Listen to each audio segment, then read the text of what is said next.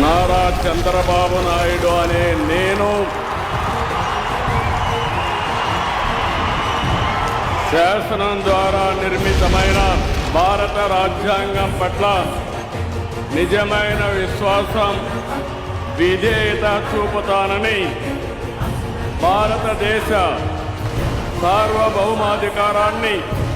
సమగ్రతను కాపాడుతానని ఆంధ్రప్రదేశ్ రాష్ట్ర ముఖ్యమంత్రిగా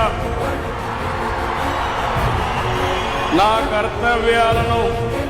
శ్రద్ధతో, అంతఃకరణ శుద్ధితో నిర్వహిస్తానని,